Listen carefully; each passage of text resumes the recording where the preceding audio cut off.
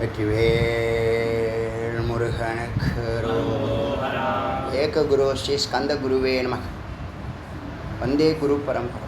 குரு பிரம்மா குரு விஷ்ணு குரு தேவோ மகேஸ்வரः குரு சாட்சாத் பரபிரம்மா தஸ்மை ஸ்ரீ குரவே நமः. குரவே சர்வலோகானாம் விசேஷே பவரோகிணாம் விதயே சர்வவித்யானாம் ஸ்ரீ தட்சிணாமூர்த்தே நமः. ஓம் சகனா பவது சகனௌ புனக்து சக வீர்யம் கரவாவஹை தேஜஸ்வினாவதீதமஸ்து மா வித்விஷாவஹை. ஓம் சாந்தி சாந்தி சாந்தி.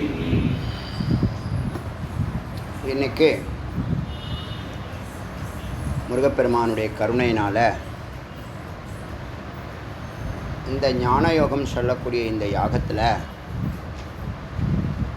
ஒரு மனிதனுடைய பிறப்பினுடைய நோக்கமும்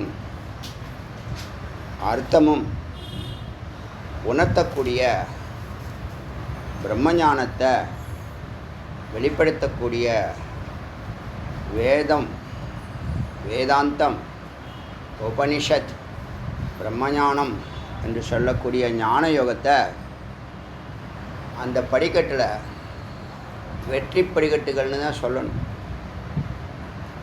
ஏன்னா இதுவரைக்கும் வாழ்ந்த வாழ்க்கை எத்தனையோ போராட்டங்களையும் எத்தனையோ இடர்பாடுகளையும் கடந்து வாழ்க்கையை புரிஞ்சிக்க முடியாமல் குழப்பத்திலையும் பதட்டத்திலையும் வாழ்ந்துக்கிட்டு இருக்கக்கூடிய ஜீவராசிகளுக்கு ஒரு நிரந்தரமான அமைதியையும் ஆனந்தத்தையும் கொடுக்கக்கூடியது பிரம்மஞானம் என்று சொல்லக்கூடிய அமிர்தம். அமிர்தம்ங்கிற வார்த்தை இந்த ஞானத்துக்கு தான் கொடுக்க முடியும், பொருந்தும். வேறு யாருக்கும் அமிர்தங்கிற வார்த்தையை சொல்லறதுக்கு அதுக்கு இணையான வார்த்தை சொல்ல முடியாது. அமிர்தம் அடுத்தது இறைவன், ரெண்டும் ஒன்று தான். இது ரெண்டுத்தையும் உணர்த்தக்கூடியது தான் ஞானம். உன்னை பற்றி நீ தவறாக புரிஞ்சுக்கிட்டு தப்பு தப்பாக வாழ்ந்துக்கிட்டு இருக்க, உன்னை பற்றி சரியாக புரிஞ்சுக்கோன்னு சொல்லக்கூடியது தான் ஞானம். புதுசாக அது ஒன்றும் உங்கள் மேலே எதுவும் ஏற்றி வைக்கலை. அறியாமையினால் உன்னை நீ கைதுங்கிற, அறிவுனால் நீ கைது அல்ல அப்படிங்கிறத உணர்த்துகிற விஷயம். அது எத்தனை பகுதிகளாக பிரித்து ரொம்ப தெளிவாக படிப்படியாக ஒவ்வொரு உபநிஷத்துலேயும் ஒவ்வொரு பகுதிகளை, ஒவ்வொரு ஃபிலாசபியை, மறைஞ்சிருக்கக்கூடிய மறைப்பொருளை பரம்பரையுடைய அங்கமாக தனித்தனியாக உபதேசித்து அதுக்கப்புறம் குரு கிருப்பையினால் அது ஒன்றாக இணைக்கப்பட்டு ஒரு நிரந்தரமான பிரம்மஸ்வரூபத்தை தரிசிக்கலாம், உணரலாம், ஆனந்த அனுபூதி பெறலாம் அப்படிங்கிற நிலையை படிப்படியாக அழைச்சிட்டு போகுது. இந்த பாரதத்தில் இருக்கக்கூடிய சாஸ்திரங்களுக்கெல்லாம் சிகரம் அப்படின்னு சொன்னால் உபனிஷத் உபனிஷத் உபனிஷத். இதுக்கு மேலான எந்த கருத்தும் யாரும் சொல்ல முடியாது. இதனுடைய எக்ஸ்பிளனேஷன் தான் ராமாயண மகாபாரதம், 18 புராணங்கள், 1 கோடி சாஸ்திரங்கள் எல்லாம் இங்கேருந்து எல்லாத்துக்கும் ஃபார்முலா இங்கே தான் இருக்குது. ஆனால் இந்த சிகரத்தை ஏறக்கூடியவங்க அரிதலும் அரிது. அப்படிப்பட்ட இந்த வாழ்க்கை முறையில் பாரதத்தினுடைய எல்லா ரிஷிகளும் ஏற்றுக்கிட்ட விஷயம், எல்லா ரிஷிகளும் போற்றி கொண்டாடின விஷயம், நேரடியாக ஈசனோடும் நேரடியாக மும்மூர்த்திகளாக சொல்லக்கூடிய பிரம்மா, விஷ்ணு, மகேஸ்வரன் சொல்லக்கூடிய மூவரிடத்துலையும் நேரடியாகவே தன்னுடைய சந்தேகங்களை நேரடியாக கேட்டு வாங்கி எழுதி வச்சுருக்காங்க. இது ஏதோ கற்பனையோ கதையோன்னு நினச்சிக்காதீங்க. நம்ம வாழ்கிறது தான் கற்பனை. கனவுக்கு நனவுக்கு என்ன வித்தியாசம் சொல்லுங்களேன் பார்க்கலாம். கனவுக்கு நனவுக்கு என்ன வித்தியாசம் சொல்லுங்க பார்க்க. ஒரு வித்தியாசமும் இல்லை. அங்கே விழிச்சுக்கிட்டிங்கன்னா கனவு போயிடும், அந்த ஜகத்து அந்த உலகம் போயிடும். இங்கே அறிவு நிலையில் விழிச்சுக்கிட்டிங்கன்னா இந்த ஜகத்து இல்லாமல் போயிடும். மெய்ப்பொருளை பார்த்தா பாம்பை பார்க்குற நீங்கள் கயிறை பார்த்தீங்கன்னா பாம்பு இல்லாமல் போயிடும். இப்போ நாம் பாம்பை தான் பார்த்துட்டுருக்கோம், கயிறை பார்க்குற அறிவு இல்லை. அந்த அறிவை எடுத்து காட்டுவது உபனிஷத். 7 வயசில் தெரிஞ்சிக்க வேண்டிய இந்த வார்த்தையை நம்மளுடைய சீர்கேடு, விதிவசம், 40 வயசு 50 வயசுக்கு மேலே இந்த வார்த்தை வருது. இப்போ கூட ஒன்றும் கெட்டு போகல. இப்போலேருந்து மெதுவாக, வேதமே அதான் சொல்லுது, மெதுவாக சனை சனைகி உப்பரமேத் திருடையா, கொஞ்சம் கொஞ்சமாக மெதுவாக மேலே ஏறுன்னு சொல்லுது. சிந்தித்து வான்னு சொல்லுது, என்னை நோக்கி வான்னு சொல்லுது. அப்படிப்பட்ட ஒரு அரிய பொக்கிஷமான இந்த பிரம்ம ரகசியத்தை ரிஷிகளும் ராஜாக்களும் பரம்பொருளும் நேரடியாக தேவதைகளும் விசார வினிமயம்னு சொல்லுவாங்க. விசாரம் செய்து அறிந்த ரகசியத்தை இங்கே முருகப்பெருமான் என்னை பொறுத்த வரைக்கும் தன்னுடைய சிஷ்யர்களை பாம்பன் சுவாமிகள், அருணகிரி, வள்ளலார், இன்னும் எத்தனையோ அவருடைய சிஷ்யர்கள் தன்னுடைய பாடல்கள் மூலியமாக இந்த அத்வைதத்தை, இந்த வேதாந்தத்தை, இந்த பிரம்ம ரகசியத்தை அவங்கவுங்க முறையில் அதை உணர்த்திட்டு போயிருக்காங்க. அவங்க ஃபாலோவர்ஸ் அதை ஃபாலோ பண்ணி அந்த மார்க்கத்தில் பிரகாசிக்கிறாங்க, அமைதியும் ஆனந்தத்தையும் பெறுறாங்க. அது எல்லாவற்றுக்கும் மூலாதாரமாக இருக்கிற மூலத்தை தான் இப்போ நாம் அத்தியனம் பண்ணிக்கிட்டே வரோம். அத்தியனம் பண்ணக்கூடாது, சிரவணம் பண்ணணும்னு ஏன் சொல்கிறோம்னா, இந்த உபநிஷத்துகள் பல இடத்துல தகுதியற்றவர்கள் உள்ளே வந்துடக்கூடாதுன்னு நினைக்குதோ என்னவோ தெரியல, பல வார்த்தைகளை போட்டு குழப்பி விட்ரும். இங்கே ஒன்று சொல்லும், அங்கே ஒன்று சொல்லும், ஒரே கருத்தை தான் சொல்லும். அது குரு அந்த சூக்ஷ்மத்தை புரிஞ்சதுனால எங்கேயும் குழப்பம் இல்லாமல் சரியான அர்த்தத்தை மிகச்சரியாக தெளிவுபடுத்துவாங்க. இதே பகவத்கீதையை அடியன் ஒரு வேதாந்த பார்வையில் பார்க்கும்போது அர்த்தம் மாறும். எதை வேணாலும் வேதாந்த பார்வையில் பார்க்கலாம். மெய்ப்பொருள் பார்க்கும்போது அங்கே மெய்யான அரிய கருத்துக்கள் வெளிப்படுது. அது ஒவ்வொருத்தவங்களுடைய ஞானம், இறைவனுடைய கருணை. யாரையும் நம்ம விமர்சிக்கலை, யாரையும் நம்ம குறை சொல்லலை. அது நம்மளுடைய குறிக்கோளும் அல்ல. அதனால் இந்த அரிய பொக்கிஷத்தை முருகப்பெருமான் கருணையினால் மீண்டும் நேரடியாக மூலத்திலேருந்து ஒரிஜினல்லேருந்து, ஏன்னா ஒரிஜினல்லேருந்து உங்கள் வரைக்கும் வந்து சேர்றதுக்கு பல படிக்கட்டுகளை மாறி மாறி வரப்போ ஒரிஜினல்லேருந்து கிட்டத்தட்ட 100% மாறுபட்ட கருத்துக்களும் வந்து சேருது. ஒரு 10 பேர் ரவுண்டாக உட்காந்துருக்கும் போது இங்கே இருக்கிற செய்தி அப்படியே கடத்தும் போது அவன் ஸ்டைலில் சொல்லி கடைசியில் என்னாலும் நேர் ஆப்போசிட்டான கருத்தை சொல்லிட்டான்னு சொல்லிடுவாங்க. ஏன்னா அவன் பார்வையில் தான் அவன் சொல்கிறான். ஒரிஜினல் என்ன ரிஷிகள் என்ன சொல்லிடு, நம்ம அறிவும் ரிஷிகள் அறிவும் ஒன்றா இல்லை. அவங்க ஃப்ரீக்குவென்சி வேறு, நம்ம ஃப்ரீக்குவென்சி வேறு. அவங்கள சதா உள்ளேயே இருக்காங்க, வெளியிலே வர்றதில்லை. நம்ம சதா வெளியிலே இருக்கோம், உள்ளேயே போகிறதில்ல. அப்போ அவங்களுடைய பார்வையும் தெளிவும் அதே ஃப்ரீக்குவென்சி போனால் தான் புரியும். அந்த நிலையில் ஆல்ரெடி தொட்டவங்க, ரீச் ஆனவங்க, ஒரு வார்த்தை வருது, மந்திர வார்த்தை வெளியில் வருதுன்னா அந்த மந்திர வார்த்தையினுடைய சூக்ஷ்மத்தை எதோடலாம் கனெக்ஷன் இருக்கோ அது அந்த வேரியேஷன்ஸ் எல்லாத்தையும் பிடிப்பாங்க. மற்றவங்கெல்லாம் நம்மளுடைய வேதாந்தம் ரொம்ப எளிமையாக இருக்குது, ரொம்ப சிம்பிளாக இருக்குது, இவ்வளோ நாள் எனக்கு புரியாத விஷயங்கள்லாம் புரியுதுன்னு சொல்கிறாங்கன்னா காரணம் என்ன அப்படின்னு சொன்னால், எளிமையாக இதை சொல்லணுங்கிற ஒரு உள்நோக்கம், வேறு ஒரு காரணமும் இல்லை. எளிமையாக இந்த மக்களுக்கு, பாமர மக்களுக்கு, படிக்காதவர்களுக்கு, சதா வேலை வேலைன்னு சம்சாரியாக சுற்றிக்கிட்டு இருக்கிற இந்த மக்களுக்கு ரொம்ப எளிமையாக அதை புரிய வைக்கிற மாதிரி பேசணும்னு நினச்சது தான் இந்த எளிமை, வேறு ஒன்றுமே கிடையாது.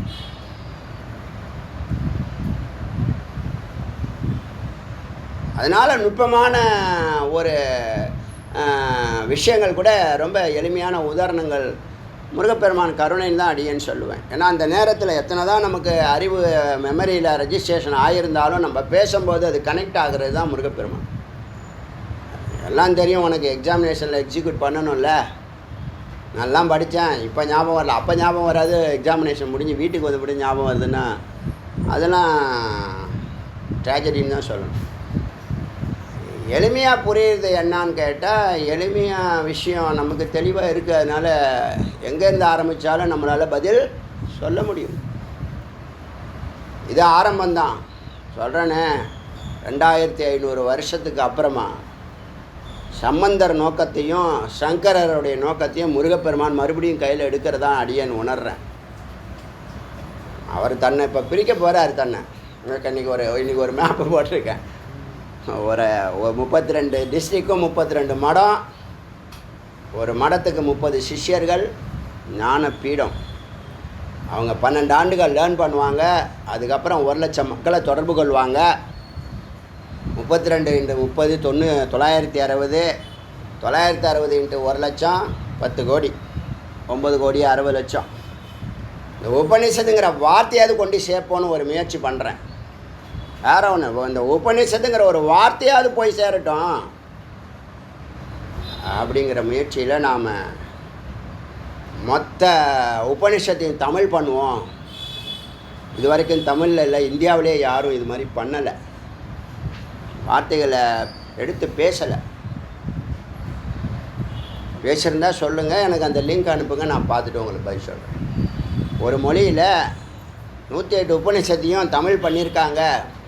யாருக்கும் தோணலை. முதல்ல அந்த தோன்றதுங்கிற வார்த்தை இருக்குது, அங்கே தான் முருகன் நிற்கிறார், அங்கே தான் முருகன் கருணை மொத்தமாக வச்சு செய்ய போகிறார். இப்போது அதான் எனக்கு தோணுது. 2500 வருஷமாக வஞ்சிக்கப்பட்ட இந்த இனம் இருக்குல்ல, தெரிஞ்சவனும் சொல்லலை, நீனா நினச்சி வர முடியாது உள்ளே.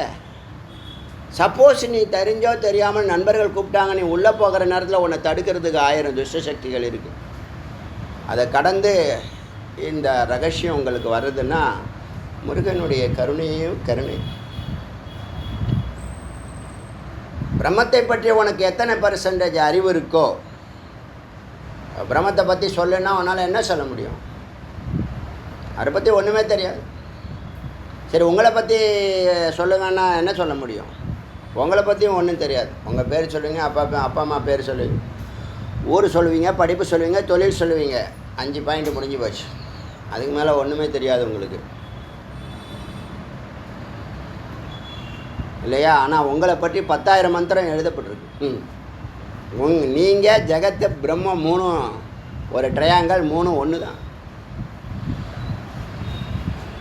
அப்படி இருக்கிற ஒரு தருணத்தில் அறியாமையில் மூழ்கி இந்த கண் உடம்புல இருக்கக்கூடிய இந்த கண், 2 கண் ஒரு 200 மீட்டர் 300 மீட்டர் வரைக்கும் தான் பார்க்கும், வல்லமை உடையது. ஆனால் இந்த அறிவு கண் அடுத்த 100 ஆண்டுகளை பார்க்கக்கூடிய வல்லமை உடையது. சிலருக்கு 1000 ஆண்டுகள் கூட பார்க்கக்கூடிய வல்லமை இருக்குது.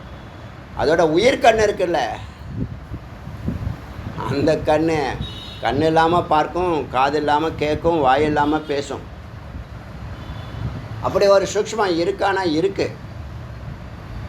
எங்கே இருக்குன்னா உனக்குள்ளே தான் இருக்குது. நீ உள்ளேயே போக மாட்டேறிய.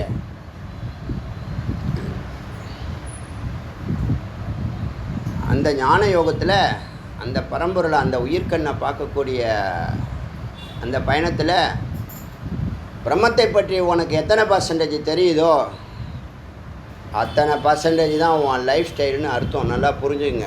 உங்களுக்கு எளிமையாக புரிகிற முறையில் சொல்கிறேன். இறைவனை பற்றி உங்களுக்கு எத்தனை % அறிவு இருக்கோ அத்தனை பர்சன்டேஜ் தான் உங்களுடைய அறிவு, ஆற்றல், அன்பு, அமைதி, ஆனந்தங்கிற 5 தத்துவமும் உங்கள் லைஃப்பில் 2.5 கலந்து நிற்கும். பிரம்மத்தை பற்றி எனக்கு ஒன்றுமே தெரியாது, நான் 10 கோடி ரூபா வச்சுருக்கேன்னா கூட பிரயோஜனம் இல்லை. இந்த அமைதி, ஆனந்தம், ஆற்றல் உனக்கு உள்ளே இருந்து வராது. வெளியிலேருந்து வேணால் உன்னை மோட்டிவேட் பண்ணிக்கிட்டே இருப்பாங்க, அது நிற்காது. உள்ளேருந்து உன்னை மோட்டிவேட் பண்ணக்கூடிய சைத்தன்யம் இருக்குல்ல, அதுதான் வல்லமை மிக்கது. அதுதான் சுயம் ஜோதிகி அனந்த சக்திகி சர்வஜக சர்வசித்தக சர்வேஸ்வரகன்னு 5 வார்த்தைகளை 10,000 மந்திரத்தை 5 வார்த்தைகளை கொண்டு வந்திருக்கோம். அடுத்தது 3 வார்த்தை சச்சிதானந்தம், ஏற்கனவே ரிஷிகள் வடிவமைச்சது. அடுத்த ஒரு வார்த்தை தத்துவமசி. இந்த 3 வார்த்தையை வச்சு தான் உங்களுக்கு முக்தியே முருகப்பெருமான் கொடுக்க போகிறார். இந்த 3 வார்த்தை தான் மிக மிக மிக மிக மிக மிக மிக மிக மிக அரிய பொக்கிஷமான சாரமான அமிர்தமாக இதுக்குள்ளே இருக்குது. 10,000 மந்திரங்கள் இது வரைக்கும் நான் ஆராய்ச்சி பண்ணிவிட்டு சொல்கிறேன். சும்மா ஏதோ புத்தகங்களில் படித்தோ வாட்ஸ்அப்பில் படித்தோ நண்பர்கள் சொன்னாங்க, தெரிஞ்சவங்க சொன்னாங்க இல்லை, எல்லாம் ஒரிஜினல் மூலத்தை படிச்சுட்டு ஆத்தட்டிக்காக சொல்கிறேன், பிரமாணமாக சொல்கிறேன்.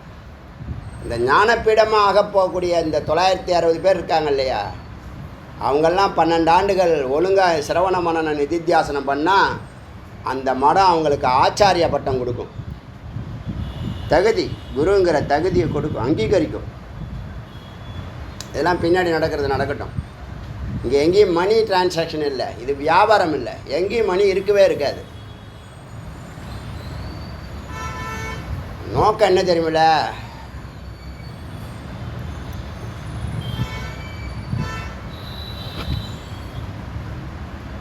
துக்கம்.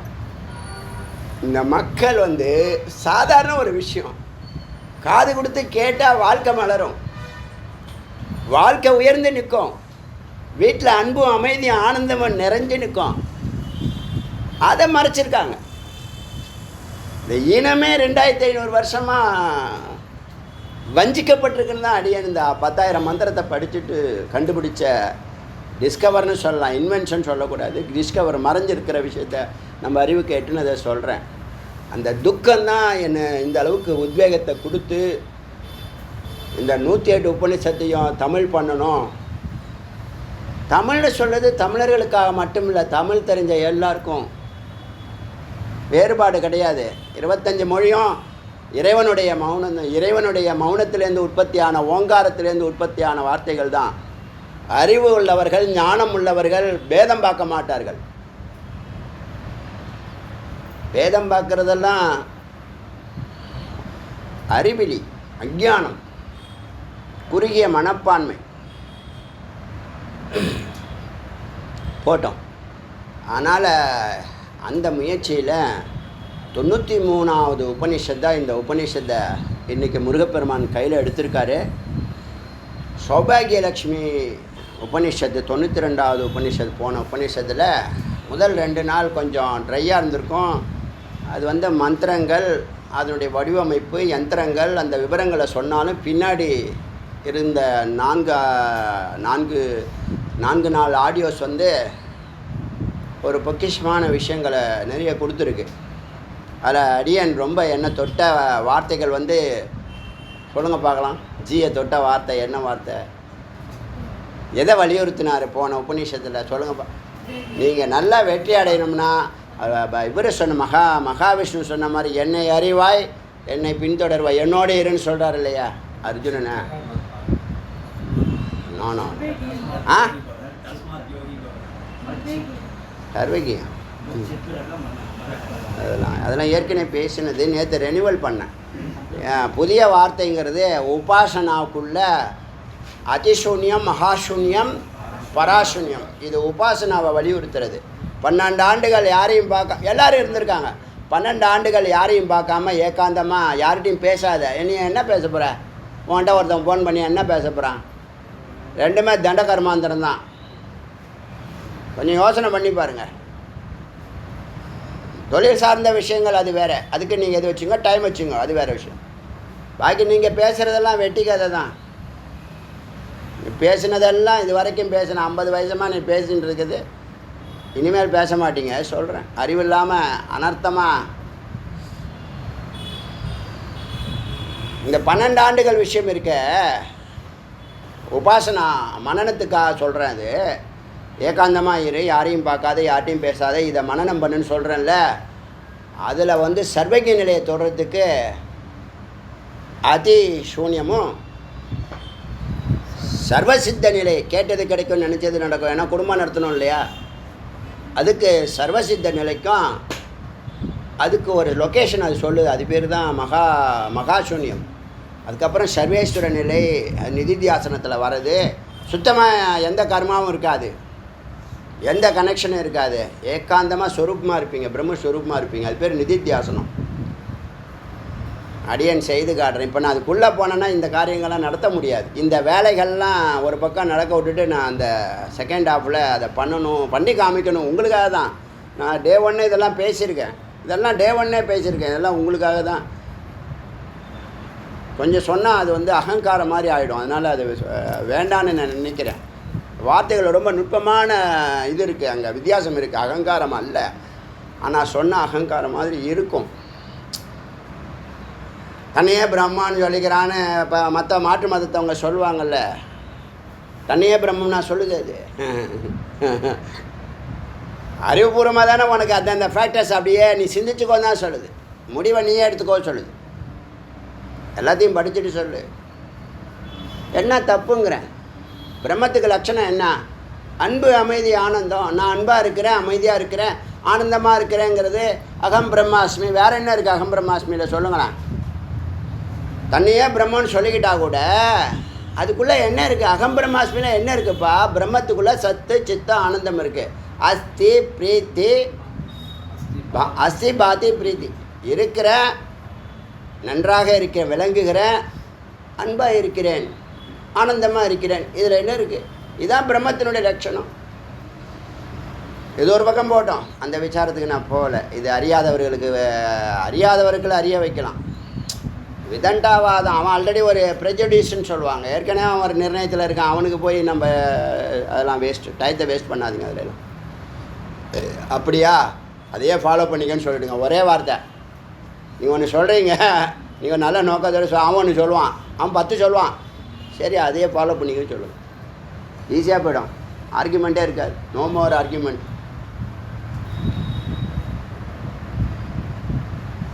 அதனால் இந்த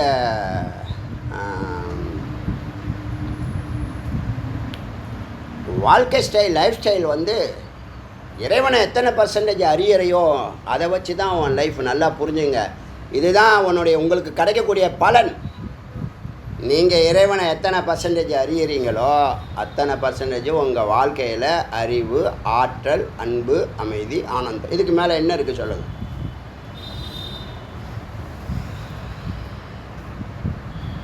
அது சிரவணத்தில் ஒரு லைன், மனனத்தில் அடுத்த 33% ஏறும். உங்கள் அன்பு, அமைதி, அறிவு, ஆற்றல், ஆனந்தம் 66% ஆகும். நீங்கள் மனனம் முடிக்கிற காலகட்டத்தில் 12 ஆண்டுகள். நீங்கள் 12 ஆண்டுகள் 12 நிமிஷம் மாதிரி போயிடும். இப்போ தான் சித்ரா பௌர்ணமிக்கு கிரிவலம் ஆரம்பித்தோம், 1 வருஷம் ஆகிடுச்சு.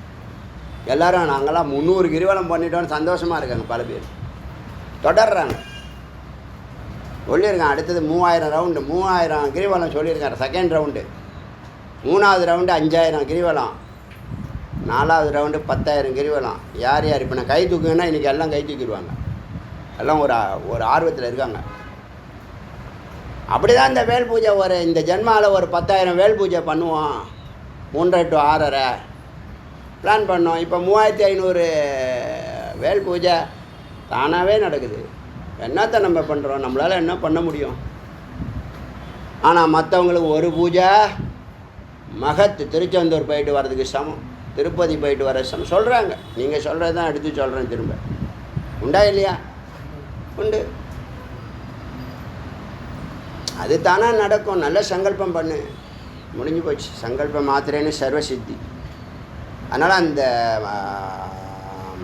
மகாசூன்யம், அதிசூன்யம், மகாசூன்யம், பராசூன்யங்கிற நிலை வந்து உள்ளே நீங்கள் போனீங்கன்னா எல்லாம் புரியும், எல்லாம் புரியும். உங்கள் லைஃப்பில் துக்கம், கவலை, பதட்டம், குழப்பம், தோல்வி, நெகட்டிவ்ஸ் ஒன்றும் இருக்காது.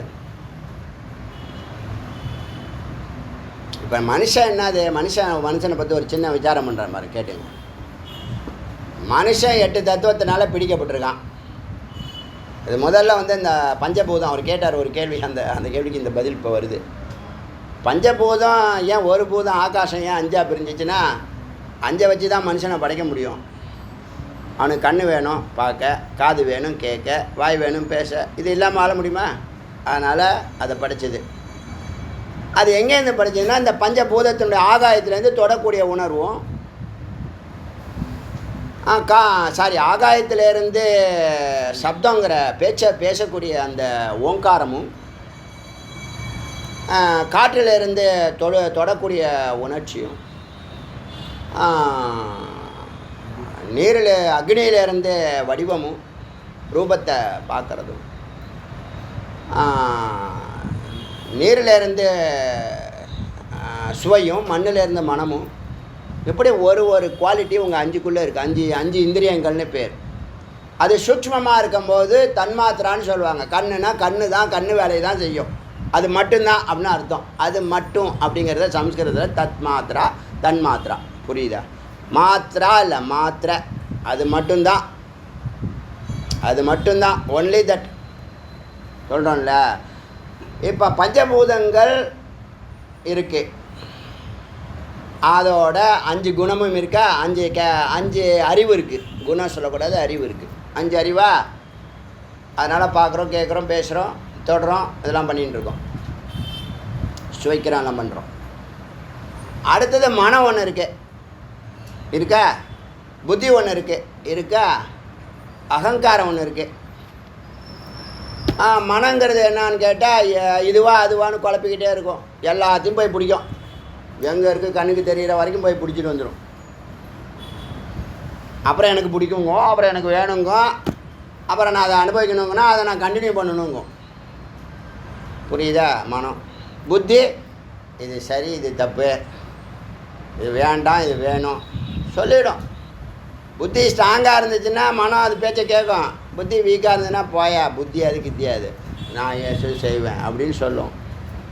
மனமாச்சா, புத்தியாச்சா. 3வது அகங்காரம் தான் காமகுரோதாதிகள். நான் எனது, நான் யார் தெரியுமா, எங்கள் அப்பா யார் தெரியுமா அப்படிங்கிறது. நான் எனதுன்னு நினச்சிக்கிறது. அது ஒரு போல்ட்டு நட்டுன்னு அதுக்கு தெரியல. ஒரு காரில் 1000 ஸ்பேர் பார்ட்ஸ் இருக்குது. இதில் நான் குறைச்சி சொல்கிறேன். ஒன்றும் கார் தான், ஒன்றும் கார் தான். நான் போல்ட்டு நீ வெளியில் சொல்லிக்கலாம். வெளியில் தனியாக கடந்தீங்கன்னா போல்ட்டு நீ நட்டு, உள்ளே இருந்தால் காரு. இப்போ நீ என்ன சொன்ன, காரு நான் தான், நான் இல்லைன்னா இந்த வண்டியை ஓடாது அப்படின்னு நினச்சிக்கிறோம் இல்லையா? நம்மளே நினச்சிக்கிறோம். அதோட காமத்தினால் தூண்டப்பட்டு வேலை செய்வோம், கோபத்தினால் தூண்டப்பட்டு வேலை செய்வோம், லோபத்தினால், பேராசைனால், மதத்தினால், லட்சியமா, பொறாமையினால் தூண்டப்பட்டு, மோகத்தினால் கீழான விஷயத்துக்கு மேலான மதிப்பு கொடுத்து. இது எத்தனாச்சு? 3, 8 ஆச்சா? 8 தான் மனுஷன். இல்லை, இந்த அகங்காரத்தை விட்டானா அவன் சொரூபத்துக்கு போயிடுவான், இறைவன் ஆகிடுவான். இப்போ இந்த மனசுங்கிற இந்த 8க்கும் ஆதாரமாக ஒரு சக்தி இருக்குது. அதான் சித்து. அதுதான் சித்து. சித்து யாருன்னா சத்தினுடைய அம்சம் சொல்லலாம், மனம்னு சொல்லலாம், இல்லை பிரதிமான்னு சொல்லலாம். ஆச்சா? அவர் எப்படி சொல்கிறாருன்னா, நான் எனக்கு 2 பிரகிருதி இருக்குது, 2 மாயா இருக்குது என்கிட்ட. ஒரு மாயா சித்து, ஒரு மாயா சித்தாபாசம். சித்துங்கிறது உயிர், சிதாபாசங்கிறது உடம்பு. இது இந்த உயிருக்கும் உடம்புக்கும் அப்பால் ஆதாரமாக சத்துன்னு ஒன்று இருக்குல்ல, அந்த கணக்கில் நான் சத்து, என்னுடைய அம்சம் சொல்லக்கூடிய மனம் அது சித்து. சித்தினுடைய ஆபாசம்தான் இந்த உலகம், சம்சாரம். இந்த உலகங்கிறது என்ன? ஜீவனும் ஜகத்தும் தானே உலகம். இப்போ மும்மூர்த்திகள் இருக்காங்கல்ல, மும்மூர்த்திகளுக்கு என்ன வேலை? எதுக்கு கடவுள் மும்மூர்த்திகளை படித்தார் அப்படி சொன்னால், பிரம்மா அகங்காரம், அகங்காரத்தினுடைய பிரதிமா. அதாவது இந்த 5 புலன்கள் இருக்குல்ல, 5 புலன்கள் தேவதைகள். தேவதைகள் நம்மள்ட்ட 33 கோடி தேவர்கள் இருக்க, எல்லாம் இந்த 5 பேரில் அடங்கிடுவாங்க. 5 பேர் பிரம்மாக்குள்ளே அடங்கிடுவார். பிரம்மா எதோடைய தத்துவம்னு சொன்னால், இந்த மனுஷனுக்கு மனம்னு ஒன்று இருக்குல்ல, அதனுடைய ரெஃப்ளெக்ஷன் தான் அவர். அவருடைய ரெஃப்ளெக்ஷன் தான் இங்கே மனமாக செயல்படுது. இது புரியுதா? பிரம்மா எதுக்கு? அவர் மனம் தத்துவத்தை வேலை செய்ய போகிறார். ஆச்சா, அடுத்தது புத்தி தத்துவம் விஷ்ணு. உங்களுக்கு டைரெக்டாக தெரியும், புத்திசாலி அவர். எதுக்கு மும்மூர்த்திகள் படைத்தாங்க, என்ன வேலை செய்கிறாங்கன்னு தெரிஞ்சுங்க. அது அவருக்கும் உங்களுக்கும் என்ன கனெக்ஷன் இருக்குன்னா, உங்களை மனதை இயக்கிறது பிரம்மா, உங்கள் புத்தியை இயக்கிறது விஷ்ணு. அவருக்கு சமஷ்டியாக இருந்தால் இண்டிவிஜுவல் சமஷ்டி, இண்டிவிஜுவல் குரூப்புன்னு 2 இருக்குது. இண்டிவிஜுவல்னால் தனி மனிதன், அது பேர் வியஷ்டின்னு சொல்லுவாங்க. சமஷ்டின்னா ஒரு சமுதாயம், கூட்டம். அதாவது தனிமரம் மாமரம் மாந்தோப்பு, தென்னை மரம் தென்னந்தோப்புன்னு சொல்கிறோம். தோப்புன்னு ஒன்றும் கிடையாது, மரங்களெல்லாம் சேர்ந்துருந்தால் தோப்பு. அப்போ வியஷ்டி சமஷ்டி சிங்கிள் இண்டிவிஜுவல் குரூப்பு. இப்போ இங்கே உங்கள்கிட்ட புத்தியாக இருக்கிறது அது விஷ்ணு தத்துவம். மனம் சித்தம் புத்தி. 3வது அவித்யா. உங்கள்கிட்ட அறியாமைன்னு ஒன்று இருக்குல்ல, அதுதான் மாயா. அந்த மாயாவுக்கு அதிபதி தான் ஈசன். புரியுதா? ஈசன் மாயாவுக்கு அதிபதி, அவித்யாவுக்கு அதிபதி. விஷ்ணு மகத்துன்னு அவருக்கு பேர். சமஷ்டியாக இருந்தால் மகத்து, இண்டிவிஜுவலாக இருந்தால் புத்தி. தேவதா விஷ்ணு. இங்கே தனி மனிதன் மனமாக இருந்தால் மனுஷன், அது சோஷியலாக இருந்தால் மனம், சோஷியலாக இருந்தால் இந்த இங்கே ஒரு அகங்காரத்தில் இருக்குல்ல, அதை இன்னொரு அகங்காரமாக சொல்லலாம். சமஷ்டியாக பார்க்க மனம் சமஷ்டியாக இருந்தால் அகங்காரம். ஒரு மனம் இருந்தால் மனம், கூட்டமாக இருந்தால் அகங்காரம். புரிஞ்சுக்கிட்டீங்களா? 2 இடத்துல அகங்காரம் வருது, அப்புறம் புரிய வைக்கிறாங்க. அப்புறம் அதுக்கு அதிபதி பிரம்மா. இது புரியுதா? இது புரியுதா? இப்போ இந்த மனம் சித்தம் புத்தி அகங்காரம், இந்த 4 தான் 8ஆக பிரிஞ்சு வேலை செய்யுது. இது எல்லாரையும் யார் இயக்குறாயா? தூங்கும்போது இது யாரும் செயல்படுறதில்ல. கனவுல செயல்படுது, ஜாகிரதத்தில் செயல்படுது. இதை யார் இயக்குறான்னு சொன்னால், இந்த சத்து ஒரு சங்கல்பம் பண்ணியிருக்கோம். இன்றைக்கி இந்த காரியத்தை நடத்தணும்னு சங்கல்பம் பண்ணியிருக்கோம். அது சித்து உள்வாங்கியிருக்கோம். என்ன சமையல் பண்ணணும்னு அவங்க நினச்சிட்டு இருப்பாங்க. நீ ஒன்று சொல்ல, இட்லி போடு, தோசை போடு, ஏதோ ஒன்று சொல்கிறீங்கன்னா அதுக்கு அவங்க பிளான் பண்ணுறாங்களா ஒய்ஃபை. அது மாதிரி சித்து என்ன பண்ணோன்னா, இந்த சத்தினுடைய சங்கல்பத்தை செயல்படுத்த போது தான் செயல்படாது. இந்த பிராணன்னு ஒன்று இருக்குது, அதுக்குள்ளேருந்து உள்ளே எல்லோரும் நம்ம நினச்சிட்டோம் காற்று வந்து வெளியிலேருந்து உள்ளே போகுதுன்னு. உனக்கு சுவாசிக்கிற காற்று உன்னுடைய உயிர் உற்பத்தி பண்ணுது. தான் வாழ்கிறதுக்கு அதுதான் வாகனம். அதை வச்சு தான் வெளியில் போகுது, அதை வச்சு தான் உள்ளே வருது. சித்து அது கொடுக்குற சவுண்டு ஓங்காரம், அது பயணிக்கிற வாகனம் பிராணம். பிராணன் எல்லாவற்றையும் இயக்குது. பிராணன் தான் 10ஆ பிரிஞ்சு உடம்புல எல்லா வேலையும் செய்து நம்ம பார்த்துருக்கோமா? இப்போ இந்த மனம் புத்தி அகங்காரம் அவித்யினால் சரியாக இயங்காததுனால சுகதுக்கத்தை அனுபவிக்குது. இந்த அகங்காரத்தை விட்டுடணும்னு நினச்சா விட்டால் தான் சதா ஆனந்த ஸ்வரூபமாக இருக்க போகுது. ஆனால் அந்த அகங்காரத்தை அது விடுமானா அது விடாது. இது அகங்காரத்தை பிடிச்சி வச்சுருக்கா, அகங்காரம் இதை பிடிச்சி வச்சுருக்கானா, இதுதான் அகங்காரம் இருக்கிறதா நினச்சிக்குது. அதுதான் அஜ்ஞானம். அதனால் அது தன்னை அல்பமாக நினச்சிக்குது, தனக்கு தோன்றதெல்லாம் செய்யுது. இல்லை நீ இதெல்லாம் கிடையாது, இதுதான் நீ அப்படின்னு சொல்கிறது தான் ஞானம். இப்போ அறியாமையில் தான் நீ அல்பமாக இருக்க, அறியாமையினால தான் துக்கப்படுற, அறியாமையினால தான் கவலைப்படுற, அறியாமையினால தான் அகங்காரம் வேலை செய்யுது, மனம் வேலை செய்யுது, புத்தி வேலை செய்யுது. அதுக்கு ஆதாரமாக பிராண காத்த சர்வாதிகாரி. அது சர்வார்த்தகாரின்னு கூட சொல்லலாம். எல்லா வேலையும் செய்கிறது பிராணன் தான். பஞ்சபூதமாக இருக்கிறது பிராணன் தான். ஜகத்தாக இருக்கிறது பிராணன் தான். உயிராக இருக்கிறதும் பிராணன். பார்த்தீங்களா? பார்த்தோம்ல, நேற்று ஆகாச தத்துவத்தை வச்சு சொன்னோம்ல. லைட்டாக கொஞ்சம் ஒரு விசாரம். மனுஷன்னா அகங்காரம் தான் மனுஷன். புத்தியும் கூட பயன்படுத்த மாட்டான். எப்போதும் பிரம்மாவா மனமாகவே இருப்பான். மனம் இந்த 5 பேரை வச்சுக்கிட்டே ரோடு மேய்ஞ்சிக்கிட்டு இருக்கும், ஊரை மேய்ஞ்சிக்கிட்டே இருக்கும். அங்கே இருக்கேன்னா, இங்கே இருக்கேன்னா, இது என்ன, அது என்ன, அது என்ன, அந்த கலர் எதுக்கு இருக்கு, அது மாறிக்கிட்டே இருக்கு, அது பின்னாடியே போயிடும். இப்படி எல்லா ஜென்மாவும் இந்த மனம் இந்த 5 புலன்களோட பொறிகளோட பொழுதன்னைக்கு ரோட்லேயே சுற்றின்னு இருக்கு. உள்ளே போகிறதுக்கு பிடிக்கவே மாட்டேங்குது. ஆனால் உள்ளே போனால் புத்தி வேலை செய்ய ஆரம்பிச்சிடும். புத்தி பேச்செல்லாம் நான் கேட்க மாட்டேன், எனக்கு அட்வைஸே பிடிக்காது. ஒரு ஜென்ரேஷன் நாசமாக போகிறதுக்கு வழி அது தெரிஞ்சுக்க. அட்வைஸுங்கிறது உன்னுடைய துக்கத்தை இல்லாமல் பண்ணக்கூடிய அறிவு. அது எனக்கு அட்வைஸே பிடிக்காது. உனக்கு எல்லாம் தெரியுமா? உனக்கு என்ன தெரியும்? உனக்கு என்ன தெரியும்னு எனக்கு தெரியாதா? அதனால் பேரண்ட்ஸ் அட்வைஸ் பண்ணுறதே விட்டாங்க. அது தான் தோண்டித்தனமாக எங்கெங்கேயோ போகுது, எங்கெங்கேயோ வருது. லவ் பண்ணாங்கிறது, கல்யாணம் பண்ணாங்கிறது, டைவர்ஸ் பண்ணாங்கிறது, 3மே சொல்லுது. ஒரே வருஷத்தை எல்லாம் பண்ணுது. சூப்பர் ஃபாஸ்ட்டு ஃபுட்டு கடையில் வாங்கி சாப்பிட்டுடுது, ஆர்டர் பண்ணுது, எல்லாமே தெரிஞ்சு வச்சுருக்கு. எப்படி ஆர்டர் பண்ணுறது, எப்படி போகிறது, எல்லாம் ஃபாஸ்ட்டு தான். எல்லாம் வேக வேகமாக முடிச்சுவிட்டு என்னமோ பண்ணிட்டு கிடக்குது. அப்புறம் கோர்ட்டு கேஸுன்னா அலையுது, அழுவுது எப்போ பார்த்தாலும். அறிவு இல்லாமல் இது யாரை பாதிக்கும்? மொத்த சமுதாயத்தையும் இந்த தனி மனிதன் தானே சமுதாயம், தனி மனிதன் தானே, தனி மரம் தானே தோப்பு.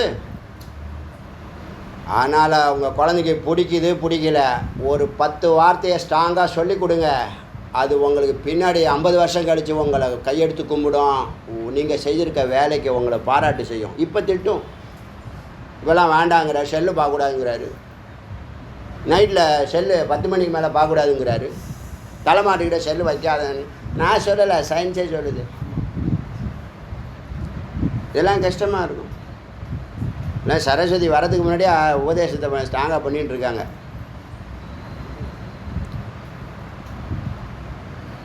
அப்படி இந்த மகா யஜ்யத்தில் இறைவனை பற்றி தெரிஞ்சுங்க. நான் என்ன சொல்கிறேன், முதல்ல அவரை தெரிஞ்சுக்க, அப்புறம் நீ என்ன வேணாலும் பண்ணி தொலை. 12 ஆண்டுகள் அவரை தெரிஞ்சுக்கோ, உனக்கு ஜெகத்தை என்ன தெரிஞ்சிடும், நீ யாருன்னு தெரிஞ்சிடும். அப்புறம் நீ என்ன வேணாலும் பண்ணிக்கோ. எங்கள் பாட்டி சொல்லுவா, நீ படிச்சுக்கிட்டு கூட மாடு மேய்டா பரவாயில்லம்பா.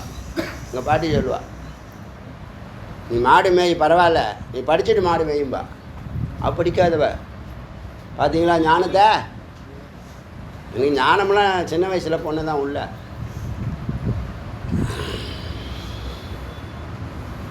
அப்படிப்பட்ட பெரிய யாகத்தில் அது ஒரு இன்ட்ரோ கொடுத்துருக்கேன். இந்த மனுஷன் பிரம்மா விஷ்ணு இந்த கடவுள்லாம் எதுக்கு வராங்க அப்படிங்கிறது ஒரு ஜஸ்ட்டு இன்ட்ரோ கொடுத்துருக்கேன். அப்புறம் விசாரம் பண்ணுவேன். இந்த சந்தர்ப்பத்தில் வருது, அப்படி டக்குன்னு டச் பண்ணுறேன், வேறு ஒன்றும் இல்லை. இந்த பிரம்மஞானத்தில் இந்த மெய்ப்பொருள் இறைவனை பற்றிய சிந்தனையில் ஒரு அரிய வாய்ப்பை இறைவன் 93வது வாய்ப்பாக நமக்கு கொடுக்குறார். ஒரு வாய்ப்பை யாருக்கும் கொடுக்க மாட்டாங்க, 93வது வாய்ப்பு முருகப்பெருமான் கொடுக்குறார். கருணை என்னன்னு சொல்கிறது சொல்லுங்கள், கொஞ்சம் சிந்திச்சு பாருங்கள். முருகப்பெருமான் கருணையை, அவர் இல்லைன்னா நான் இல்லை, நான் இல்லாமல் இந்த இடம் இல்லை, வேதம் இல்லை. முருகப்பெருமான் கருணையே கருணை. நீங்களாம் யார்? நீங்கள்லாம் முருகனை தேடி வந்தவங்க தானே. என்ன தேடியா வந்தீங்க? வேதத்தை தேடியா? இல்லை. எப்படி டைவெர்ட் பண்ணிட்டார் பார்த்தீங்களா? உங்களுக்கு விளக்கு ஏதுன்னு முடிவு பண்ணிட்டார். எல்லாம் ஏற்கனவே ப்ரோக்ராம்டு தான். நீங்கள்லாம் இங்கே போகிற நீ வா அப்படின்னு கூப்பிட்ருப்பாரு, வந்துட்டீங்க. அவ்வளோ யாரும் தடுக்க முடியாது.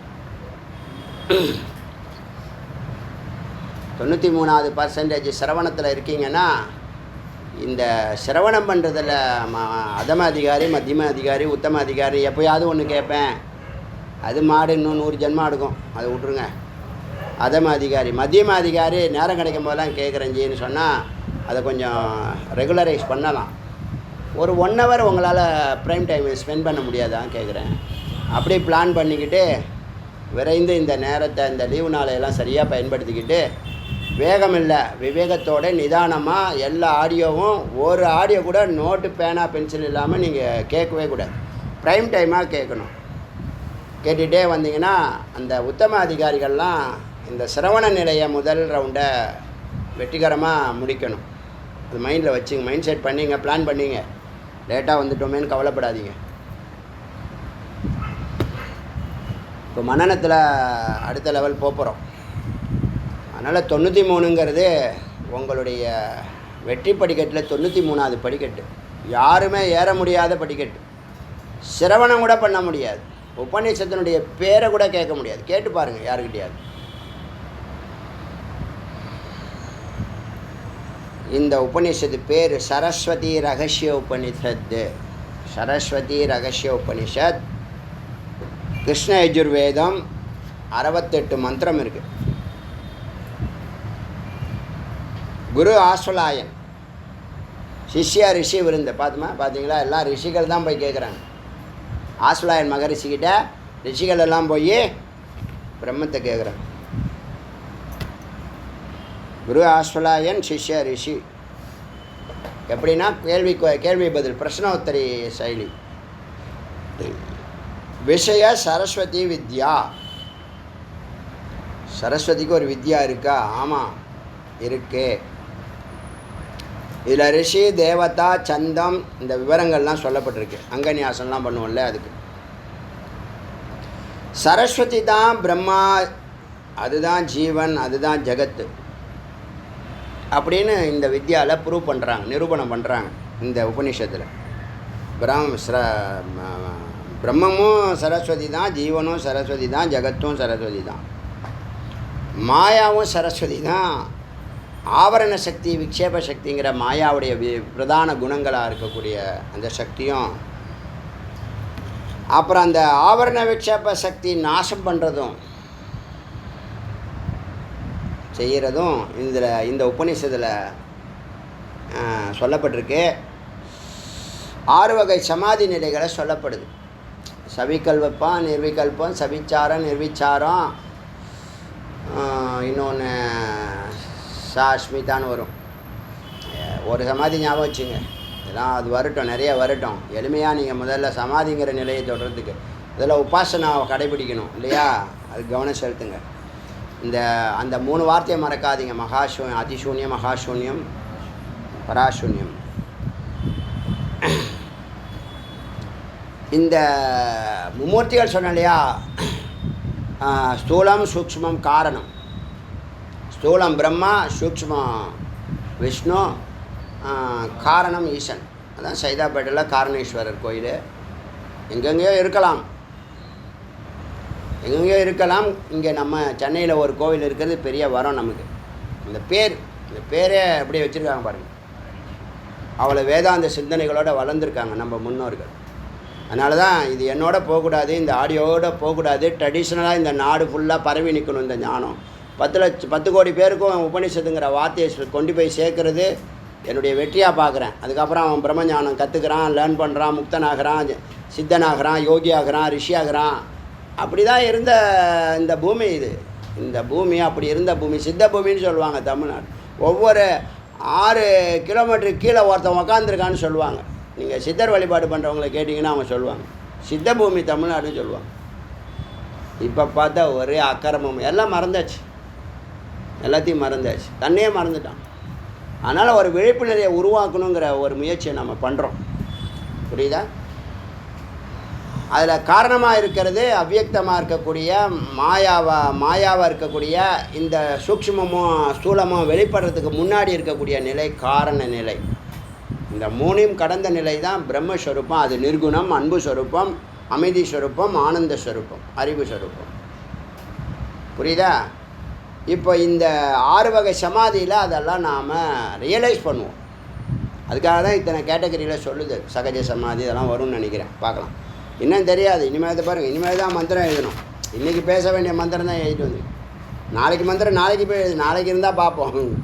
அதான் வாழ்க்கை. அதனால் விவேகமாக விரைந்து இந்த விட்டதை எல்லாத்தையும் பிடிங்க.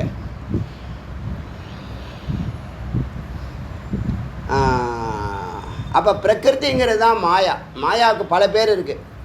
பிரகிருத்தின்னு வேறு, பிரகிருதி விகிருத்தின்னு சொல்லுவாங்க. பிரகிருத்தினா காரணம், விகிருத்தினா காரியம். இப்போ ஈசன் காரணமாக இருந்தால் மகாவிஷ்ணுவும் பிரம்மாவும் காரியம். புரியுதா? பிரகிருதிங்கிற மாயா அதுக்குள்ளே இருக்க. மாயானா இருட்டு. இப்போ பூமிக்குள்ளே விதை இருக்குது நமக்கு தெரியாது. முளைச்சா காரியம், முளைக்காமல் இருக்கிற வரைக்கும் அது காரணம். விதை இல்லாமல் முளைக்காது. அப்போ விதை மறைஞ்சிருக்கு, மறைஞ்சிருக்கிற வரைக்கும் நமக்கு தெரியாது. அது வந்து காரணம். வெளிப்பட்டால் அது சூக்ஷ்மமாக கொஞ்ச நாள் போராடும், அப்புறமா வெளியில் ஸ்தூலமாக வெளியில் வரும். அந்த தத்துவத்தில் பிரகிருதி விக்கிருத்தி விஷயங்கள் காரணக்காரியோகங்க. இந்த அகங்காரம் ஒன்று சொன்னல மனிதனுக்கு, அதுதான் சம்சாரத்தையே தூக்கி நிறுத்தி வச்சிருக்குன்னு வேதம் சொல்லுது.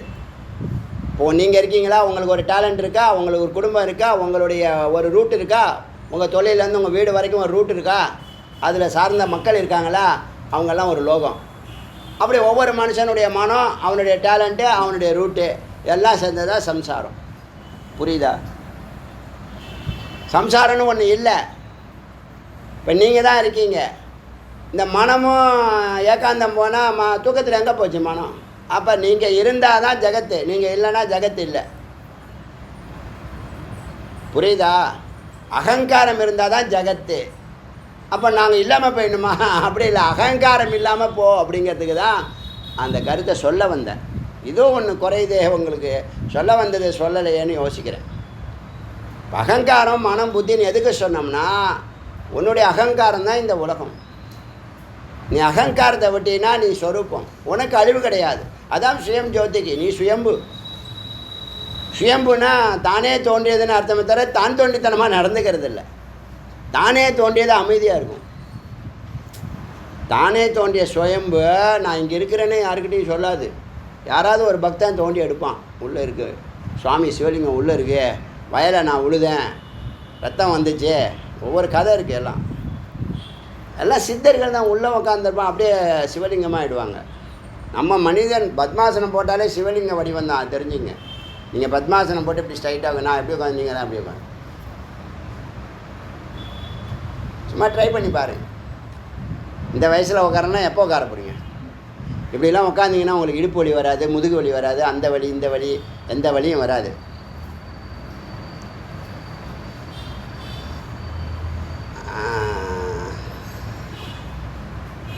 அகங்காரம் விட்டால் அகங்காரமற்ற செயல் அகம்.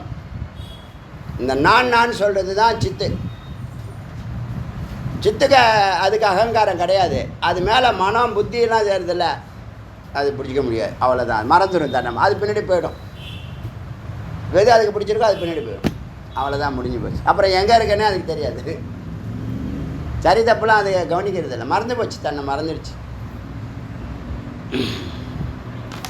இப்படி இதில் 6 வகை சமாதிகளை சொல்லி சாந்தி பாடம் வந்து சகனாபவத்து. அதில் குருவுக்கும் சிஷ்யருக்கும் உறவு கெட்டு போகக்கூடாது, அவர் நல்லா இருக்கணும், நானும் நல்லா இருக்கணும். சகனாபவத்து சகனோ குணத்து சகவீரியம், எங்கள் வீரியம், எங்களுடைய அறிவு ஆற்றல் சிரவண மனன நிதித்தியாசனத்தில் செலவு செய்யணும். தேஜஸ்வினா, எங்களுடைய ஆற்றல் தேஜஸாக மாறணும். வீரியமானது ரேத்தஸ், வர்ச்சஸ், மேத்தஸ், ஓஜஸ், தேஜஸ் 5 நிலைகளில் சகசிராரம் ஏறணும், சிகரத்தை தொடணும். மாவித்விஷாக வகை, எனக்கும் குருவுக்கும் எந்த விரோதமும் ஏற்படக்கூடாது, கருத்து வேறுபாடு வரக்கூடாது, துவேஷம் வரக்கூடாது. யாரோ வரக்கூடிய தடைகள், இயற்கை தடை ஒன்று இருக்குது, அது தெய்வீக தடைன்னு சொல்லலாம். அப்புறம் பௌத்திக தடை கூட இருக்கிறவனே நம்மளை போவிடாமல் தடுப்பான். ஜெகத்குரு அதுக்கு அறிவே இருக்காது, ஆனால் அது அறிவு இருக்கிற மாதிரி பேசுவோம் உங்ககிட்ட. உங்களை தடுக்கிறது, போகாத, எங்கே வேணாலும் போ, கோயிலுக்கு மட்டும் போகாத, வேதத்துக்கிட்ட போகாத, குருக்கிட்ட போகாத, வேறு எங்கேம்மா வேணாலும் போய் நாசமாக போ, நான் பேசாமல் வேடிக்கை பார்க்குறேன், கூடவே இருப்பான். நீங்கள் தான் அவனுக்கு டீ, பன்னு, ப்ரெட்டு எல்லாம் வாங்கி போடுவீங்க. இல்லைன்னா அவன் உங்களுக்கு வேறு ஏதாவது வாங்கி கொடுப்பான். முதல் டைம் தான் வாங்கி கொடுப்பான், அப்புறமா நீ தெருவில் நிற்ப, அவன் ஜாலியாக இருப்பான். அவன் தெரிஞ்சிருவான், நீ திருந்தவே மாட்டேன். அதனால் போகாதன்னு எது தடுத்தாலும் அது துஷ்ட சக்தி தான். இறைவனை நோக்கி போகாதன்னு தடுக்குதுன்னா அது துஷ்ட சக்தி. ஔவையார் சொன்ன மாதிரி சொல்லாமல் சன்னியாசம் கொள்ளுன்னு சொல்லுவான் ஐயா ஔவை பாட்டி. நம்ம அப்படி சொல்லலை. சரி போ, அது எதாவது பண்ணிட்டு போட்டு நீ கிளம்பி வந்துடு, அவ்வளோதான். இப்போ ஜகத்தா இறைவனா நீயே முடிவு பண்ணிக்க. 50 வயசு வரைக்கும் நீ பார்த்துருக்க, ஓரளவுக்கு உனக்கு அறிவு இருக்கும். இன்னும் அறிவு வரலையா, சம்சாரத்துக்குள்ளே போ.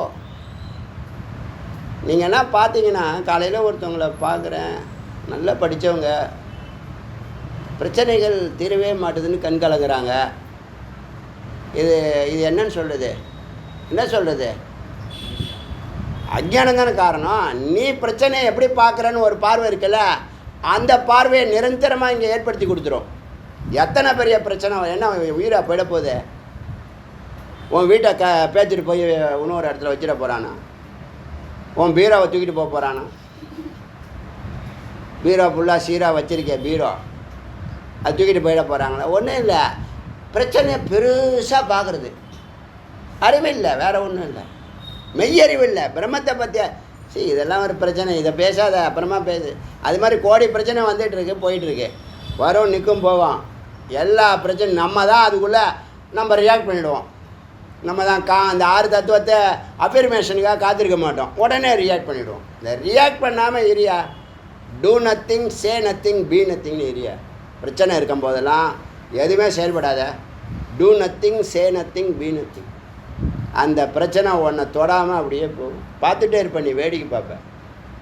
நான் தானே எல்லாத்துக்கும் பொறுப்பு, நான் தானே, என்னை நோக்கி தானே அந்த பிரச்சனை வந்து. நீ சும்மா டான்ஸ் ஆடாத. நீ ஒரு நட்டோ போல்ட்டோ சொன்னால் உனக்கு கோவம் வரும். உண்மை தான், அது வரும், உன்னை மிரட்டும், நீ ரியாக்ட் பண்ணுவ, மாட்டிக்குவேன். இப்போ அதுக்கு அறிவு வேணும்.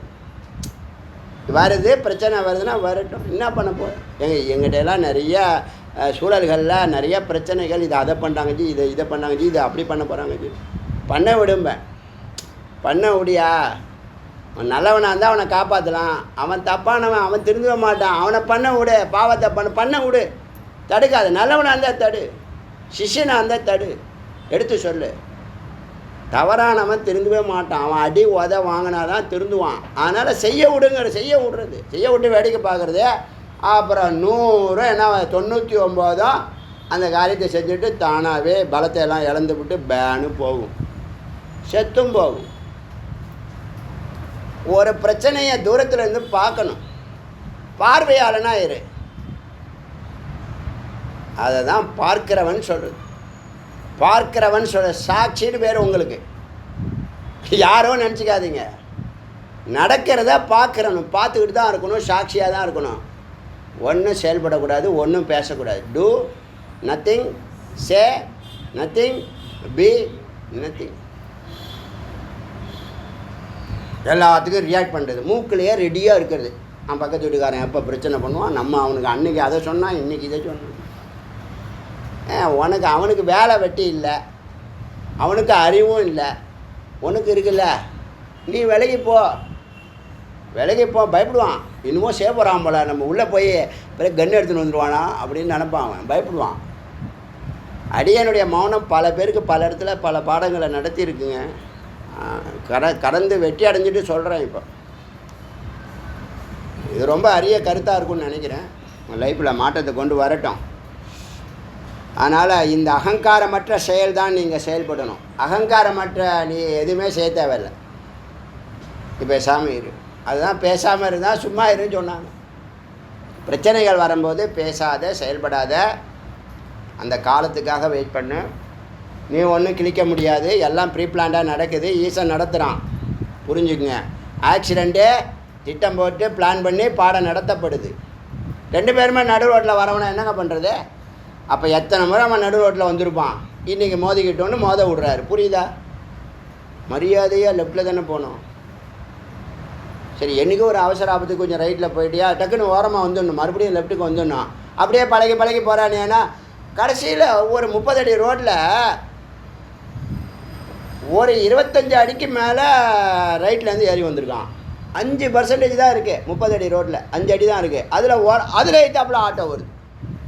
என்ன அர்த்தம்? எப்படி வேணாலும் போகலாம். அவன்லாம் அங்கே மோதப்படுறான், இடிக்கப்படுறான், பாடம் நடத்தப்படுது. சந்தர்ப்பம் காத்துட்டு இருக்கு. அதுக்கு தெரியுமில்ல, ஈசன் நடத்துகிறான். எல்லாவற்றையும் ஈசன் தான் நடத்துகிறான். உனக்கு சொல்லி கொடுத்துருக்கான். அந்த சொல்லி கொடுத்தது தான் ஞானம். நீ கேட்டீங்கன்னா நீ பொழைச்சிக்குவ. ஆனால் ஸ்பீடு என்ன? அதுக்கு அவ்வளோ ஸ்பீடு. அன்றைக்கே சொன்னேன், இவன் 3 கிலோமீட்டர் ஸ்பீடில் வரான், இவன் 5 கிலோமீட்டர் ஸ்பீடில் வரான். 2 பேரும் மோதிக்கிட்டால் கூட ஒன்றும் ஆகாது.